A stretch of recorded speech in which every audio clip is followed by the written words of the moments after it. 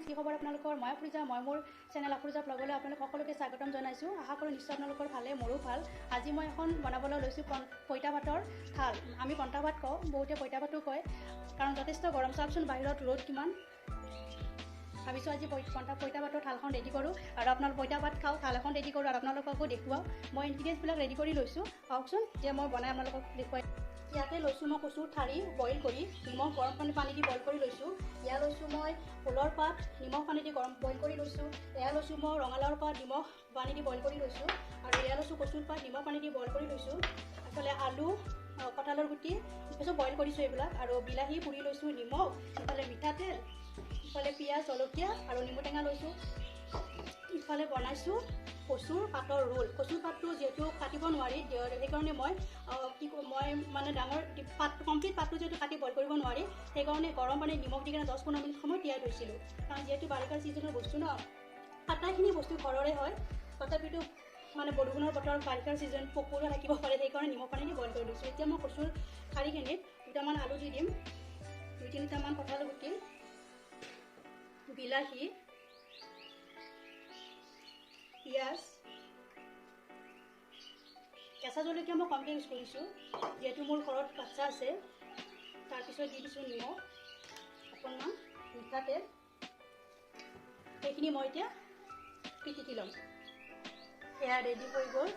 এতিয়া লৈছোঁ মই ৰঙালাওৰ পাত, ইয়াতো লৈছোঁ আলু, বিলাহী, কঁঠালৰ গুটি, নিমখ, পিঁয়াজ, কেঁচা জলকীয়া, মিঠাতেল, এইখিনিও মই পিটিকি ল'ম।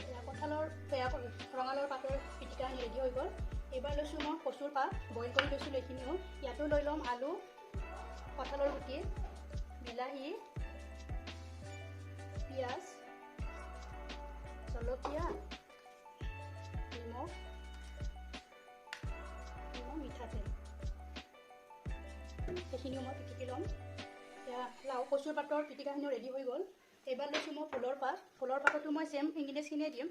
আলু, বিলাহী, কঁঠালৰ গুটি, পিঁয়াজ, কেঁচা জলকীয়া, নিমখ আৰু মিঠাতেল। জলকীয়া অলপ বেছিকৈ দিব, তেতিয়া খাই ভাল লাগে। মোৰ বাচ্চা আছে কাৰণে কমাই দিছোঁ। ফুলৰ পাতৰ পিটিকাখিনিও ৰেডি হৈ গ'ল। এতিয়া অকণমান আলু, কঁঠাল গুটি, বিলাহী ৰৈ গৈছে, মই এইখিনি একেলগে পিটিকা কৰি দিম। পিঁয়াজ, জলকীয়া, মিঠাতেলখিনিও ৰেডি হৈ গ'ল। আলু, কঁঠাল গুটি আৰু বিলাহীৰ পিটিকা। এতিয়া আটাইখিনি ইনগ্ৰিডিয়েণ্টছ মই ধুনীয়াকৈ সজাই আপোনালোকক দেখুৱাই আছোঁ। এয়া কমপ্লিট ৰেডি হৈ গ'ল। এতিয়া মই আপোনালোকক কৈছোঁ, এয়া পইতা ভাত দুটা জলকীয়া লৈছোঁ, এয়া মিঠাতেল, নিমখ, এয়া হৈছে এয়া হৈছে ৰঙালাও পাতৰ পিটিকা, এয়া হৈছে ফুলৰ পাতৰ পিটিকা, এয়া হৈছে কচুৰ পাতৰ পিটিকা, এইটো হৈছে কচুৰ ঠাৰিৰ পিটিকা, এয়া হৈছে আলু, বিলাহী, কঁঠালৰ গুটিৰ পিটিকা।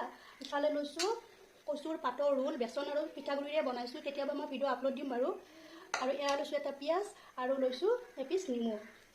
মোৰ হাজবেণ্ডে কয় যে পইতা ভাতত জেনেৰেলি আমি নেমু কাটি নাখাওঁ, কিন্তু মোৰ হাজবেণ্ডে কয় যে নেমু অকণমান চেপি খালে পইতা ভাত খাবলৈ সোৱাদ লগা হয়, সেইকাৰণে মই নেমুটো দেখুৱাইছোঁ আপোনালোকক।